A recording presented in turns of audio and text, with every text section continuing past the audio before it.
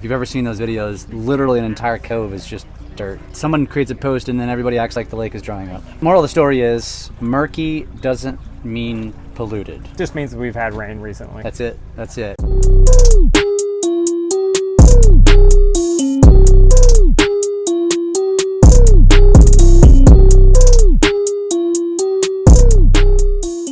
Jesse, I believe it was the beginning of May's shoot that I think we were at your office because it was chilly out. And I said, if we're not on the water or near water in June. I had a sweatshirt on. I said I was going to be pissed. Well, here we are. I'm not pissed. Back on the boat. Now, I will say, however, one of the topics that I wanted to discuss with you today on May's Market Update is the color of the water. Yes. The murkiness, chocolate milk, brown, whatever you want to call it. If you are a Laker, you're very familiar with this, especially this time of year. Can we talk about that and explain that to anybody who doesn't understand? Yeah, I mean, go back to before the dam was built here. A lot of these bottoms in these valleys, I mean, all of Osage Beach where the main channel is, that was all farm ground. Very, very fertile farm ground. So our lake is a mud bottom. It's very hilly all around us. So when it rains, mud runs into the lake. The lake is not so clear. Yeah, and technically, and I have the technical answer here. You know, the lake is fed by local rain. Water flows in from the Osage River system. Right now, we're on the Big Niangua. Big Niangua Arm, which is a river, the Big Niangua River, which feeds the Little Niangua, feeds into the Big Niangua. And so all of these tributaries are literally river systems, little rivers. If you keep going further down this way, you're going to run into the river. And there's all that runoff that washes the sediment into the lake. You know, everybody just assumes, oh, it's a dirty lake. But that's not why the water is the color that it is. It has nothing to do with it. It's mud-based. It's just like the Glaze Arm runs up the wet Glaze Creek, which is up a road, which everything else up that way is farm ground. It's in the lowlands and flat. So Gravois, all of them, basically. Go up to the very top of Gravois whenever you think like, oh my gosh, they're draining the lake, because it's real flat up there, and it can get muddy when the water comes down. Yeah, if you've ever seen those videos, literally an entire cove is just dirt. Someone creates a post and then everybody acts like the lake is drying up. Yeah, that's a good drive in. If you're coming in from up north, instead of going to Eldon, stay on 5 and head to Camdenton from Versailles, right there. And then you'll come in through the top of the Gravois Arm. Yep. Moral of the story is, murky doesn't mean polluted. Just means that we've had rain recently. That's it. That's it. And it's springtime. We've had a lot of rain. We've had a lot of rain recently, and it's typical. Like, it seems like every Memorial Day, the water's either really cold or murky or both. Yeah. And this year it's not that cold, actually. I was in it on Memorial Day, and it actually was very tolerable. Unlike most Memorial Days where it's freezing. I worked most of the weekend. Yeah. It sucks to be a realtor, doesn't it? There's that. But the one thing I do caution my clients about, especially somebody new to Lake of the Ozarks, is watch out for big logs, different hidden things in the water, especially around Memorial Day. Because of all that rain, will wash trees, dead trees down into the lake, and will take out a lower unit on your boat. Yes. Good luck seeing that at nighttime. Yes. And more so, I would say, in the arms than on the main channel. Yeah. Because it is, and I don't know the science behind this, but, you know, if the dam is open, it's flowing towards the dam, but as soon as they close the dam, it goes and flows back the other way. So a lot of times you're going to find that the debris is like bipolar. It's not. It's just the flow, and the flow is caused by the dam. The dams. Dams, right. Yeah. Yeah. Because you have Truman Lake that feeds Lake of the Ozarks, so if it depends on how much they're feeding, how much Ameren is taken out. Yeah. But ultimately, more times than not, it's going to flow back up the river. It's going to get out of your way. You just got to be patient and let it be. But be very cautious and have your head on a swivel when you're driving your boat. Yeah. Especially as a couple jet skis fly by. That's the worst. If you drive a jet ski over small, and it's not the big stuff that's going to make it hurt a jet ski, but the little stuff is what really causes damage to a jet ski because of the impeller underneath it, and it's going to suck it up. You suck it up to that jet impeller, and you're out not close to home base. You're in trouble. You're in trouble. You got to find a ride. Yeah, and if you don't know what you need to do when that happens, put it in reverse and hit the gas. Try to shoot it out. Try that. All else fails, you're going to be trotting back to the dock. Have an Nexto membership. Also that. Oftentimes it still runs. It just runs at a snail's pace. Oh man, but the things you're doing to that bearing and the housing up there. Damn, you're ruining it. Yeah. Stop and don't. Yeah. Okay. There you go. There you go. From a professional right there. I don't know if I could say that. I could just imagine my daughter when she's a teenager coming back going, I don't know what's wrong with it. It's been doing this for the past hour. What? How about Garrett? Has Garrett never done that before? He's done it, but he's got enough mechanical sense behind him to where he's like, hey, this is messed up. I see what you just did there. And then I get to tell him how to fix it. You just pointed out that Farrah's going to do it. What about Schaefer? Schaefer breaks everything. He's going to break it because he thinks he can jump over a a cliff or something. Oh my gosh, we've had a golf cart since 2016, and Garrett, Farah both learned how to drive on it. No real issues. Schaefer's wrecked that thing like 3 times now. His latest one, I didn't know he was on it. He was trying to be like his cousin and drive and shoot a Nerf gun at the same time. Awesome. Run the right front tire right into a tree, bent the rim so it wouldn't hold air anymore. Schaefer's wings have been taken from him for just a bit. So the fall stitches are looking for a babysitter. Jesse, one more thing I wanted to talk about while we're out on the water down here on the old Big Niangua. Many of you may not be familiar with this restaurant that I don't know if it's going to ever exist again. You might have missed your chance. Pebble Bay. Pebble Bay burned. I saw that on Lake Expo. That happened over Memorial Weekend? Yeah, Sunday night. Sunday night, fire number 1. Monday night, fire number 2. So the first fire was on this right side here, which was basically in the kitchen. And then it caught fire again, and you can see on the left side how the roof collapsed. So there was a fire in the restaurant area.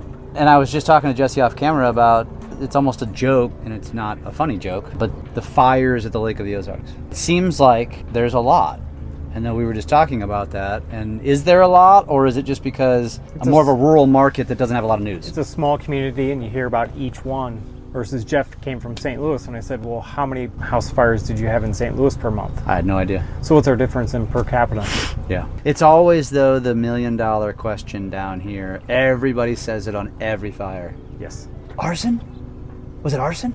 Every boat that sinks, every fire. Oh, the checkbook was rubbing its mortgage payment and caused the spark. That's actually pretty funny. So, RIP, Pebble Bay. There's no word yet if they're going to reopen, if they're going to rebuild. As you can see over to the left, it's all Airbnb, VRBOs. It's short-term rentals. The house is a short-term rental, and we don't know if they're going to reopen. We don't know if they're going to sell it to a new owner. I will share awesome spot, though. It was a great spot. It was a cool restaurant. Of course, it's in my backyard. I enjoyed it. I could see how that could flare back up being a restaurant. You know, the frying oils, if you get some of that. Yeah, but the fire department was here. I mean, don't they put that stuff out? Like, I would question the fire department at that point. Yeah, I don't know. They burn hot. They re-spark. Yeah, I'll go easy on them. But yeah, so no news. And as we have news, we'll certainly share. And with that, check on lakeexpo.com. Check on lakeexpo.com. That's right. I think that I will segue off of the news to more news, which is the May market update. But there's more boat activity out here today than I expected. So on a Wednesday, let's head back to the dock. Yeah, let's get back and talk about it. It's been a very active, great spring for sellers and buyers at Lake of the Ozarks. All right, for sure. Let's get after it. So our real estate transaction numbers this year have actually been on fire for both lakefront homes and condos. It's been amazing to watch. I was wondering how this month was going to settle out with rising gas prices, some interest rates coming up, but our transaction numbers are still looking very impressive over last year for both segments. We'll start with lakefront homes like always. 150 new lakefront homes listings hit the market in May, essentially flat compared to last year. 73 lakefront homes sold this May compared to 65 from last May. It's a 12.3 year-over-year increase. Year to date, 266 lakefront homes have sold compared to 223 through the same time last year. That's almost 20% increase. Median sale price, this has been a little choppy. May median sale price for lakefront homes came in at $615,000. That's below April's $680,000 and below May 2025's $650,000. While we do have those choppy numbers, our year to date is sitting at $625,000 for a median sale price, which is actually the end of year to date for 2025 was 625. So we're staying flat to that, but we've had some choppy months. Days on market, homes went under contract at an average of 35 days in May, down from 36 in April and down from 36 last year. So that's been something that's been a little different in the past couple of years in real estate, where our days on market actually trended down just a little bit. Is that a product of lower inventory or just hotter market? Our inventory has actually been coming up. So we've had some nice homes come to market. You have some more time to put some work into it, price it right, and there is buyer demand out there. So if you can hit those two marks, you're off to the races as a seller. Listed sale price ratio, sellers received an average of 97.19% of their asking price in May, up from 95.91 in April and up from 95.98 last May. So that means sellers are getting closer to what they want.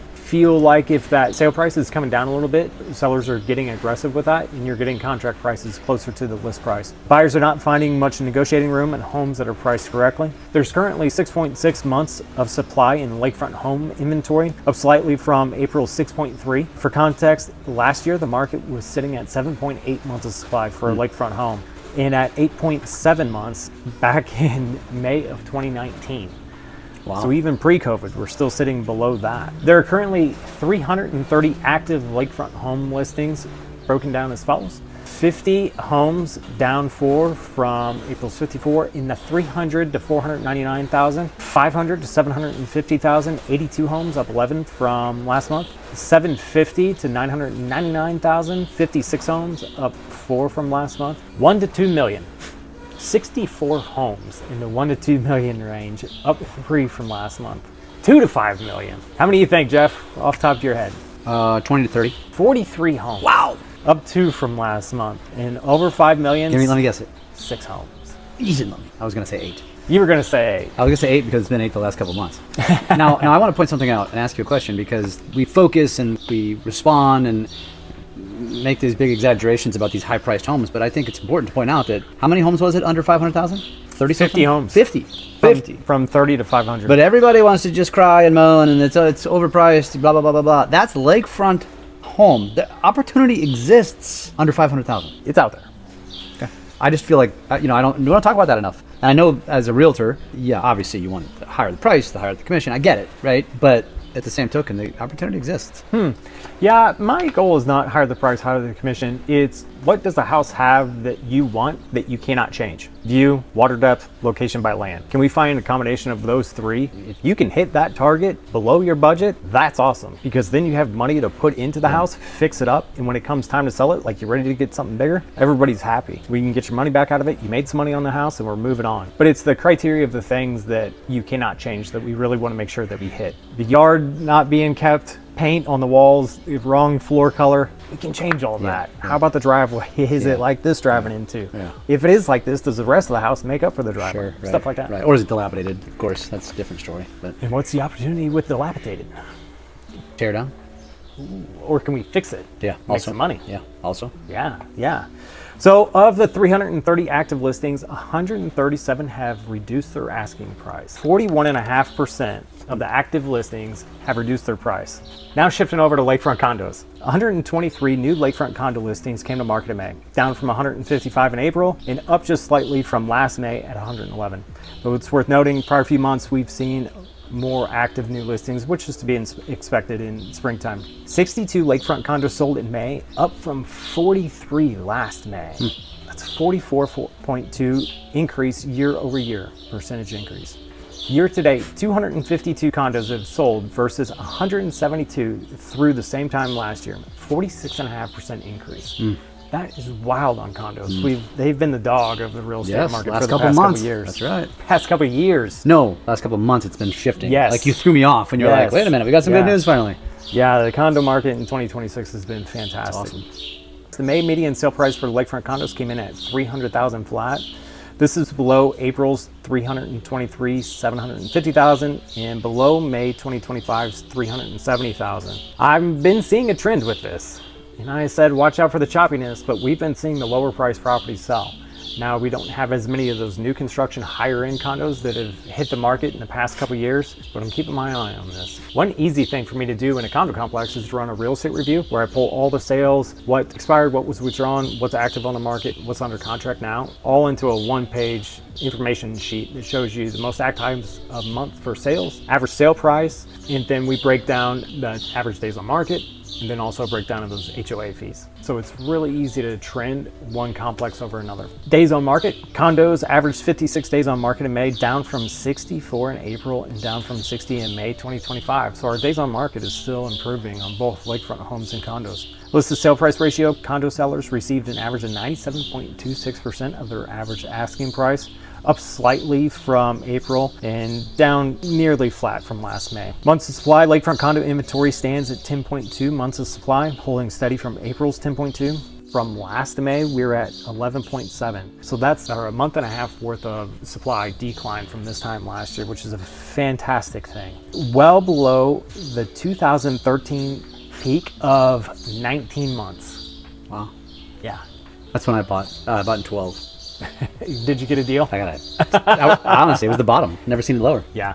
Yep. I would agree. That direction of months of supply has been improving very much so for sellers over the past year. Current inventory is 466 active lakefront condo listings. 194 of them have reduced their price. 2-bedroom units. 135 2-bedroom units out there, up 6 from last April. 3-bedroom units, this number always blows me away.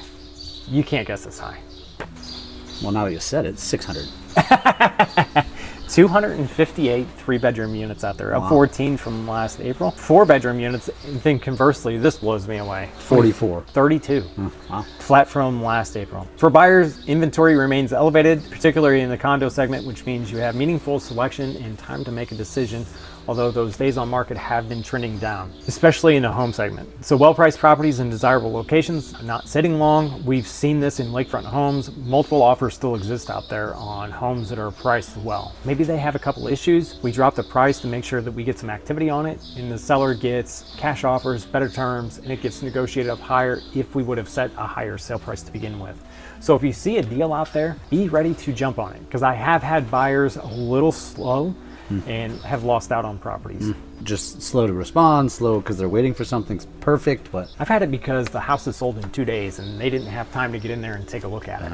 And it was under contract. so you almost have to consider sight unseen for out-of-towners. For out-of-towners, I video properties and send it to them. And if I've been out with you a couple times, I generally know enough and we have enough trust built up where I can say, hey, this is what you've been looking for. You should seriously consider this. Let's start negotiating and get down here quick to take a look at this. But don't lose out on this because we're not going to find this. Days on market are compressing. List to sale price ratio trending above 97%. That means the aggressive lowball offers, your favorite, are not gaining traction. Know what you want, get pre-approved. Just like in your old world, I know that's been being preached for years now. Talk to your lender ahead of time. Well, especially a lender who knows the lake. Very crucial. It doesn't have to be local, but they got to know the lake. They got to have experience. That's my first question. If somebody says, I've got an out-of-town lender I'm going to use, have they lent on properties at Lake of the Ozarks before? Please ask them that question. Yeah, that's critical. Very, very important if you're buying a condo, because man, the condos down here are kind of a world of their own. They're a beast. Yeah. For sellers, transaction volume is running well ahead of last year in both segments, which means buyers have more choices. If you can prep your home, which is exactly what we do when we take a home to market, you will be rewarded. You will know how to price it better. You will reduce your odds of that house falling out of contract due to negotiations after the contract acceptance. Please talk to me about that more. But if your house is properly priced, well presented, houses are still going fast. Though 137 active homes and 194 active condos with price reductions are a reminder that overpricing is still happening in the market, and it still costs you money in your pocket versus being priced right in the first place. Lake Expo's listings appeared in front of buyers seeking properties over 1.6 million times this past May. Exposure no other real estate brokerage can offer you because we're more than just a real estate company. We also have exclusive partnerships with a media company that anybody from anywhere that wants to know about Lake of the Ozarks goes to lakeexpo.com. When they go there, in the headers and the footers, they see your property. I've sold a villa off this year already. The guy said, I wasn't even interested. I sold a condo last year. I saw that villa and said, that'd be the only thing I'd want to buy back at Lake of the Ozarks. And he bought the villa. From a little header or footer. So if you want to get maximum exposure for your property, you've got to list it with Lake Expo Real Estate. Give me a call, 573-260-0868. Shoot me an email, Jesse, Jesse, at lakeexporealestate.com. I'm happy to work with you when the time is right. So what you're saying is marketing works. Yeah, I mean, that's one of the biggest questions. How do you plan to market my home? And everybody's going to say, well, we'll do a social media video. Okay. What else are you doing besides a social media video? Actually, I don't think a lot of them even say that. Where's that social media going? Is it just your platform so your mom and your kids see it? Yeah. What other avenues are out there? Make sure there's actual eyeballs hitting it. I know one of our greatest ones is YouTube. Outside of Lake Expo, YouTube's been a great market for us to pull people in. Yeah. But with Lake Expo, the lake alerts that everybody gets on their phone whenever our property goes to market and gets text out, that's huge. That's 60,000 people that are subscribers to Lake Expo that get those text alerts. Nobody else can hit 60,000 phones as soon as they hit the market with their property. Yeah. So Awesome. yeah, Awesome. we market. Well, we're back to boat shoots and being on the water. I'm excited to see where July takes us. It's all looking good from here. I agree. Future's so bright, we're gonna have to wear shades. See you next month. Till next month.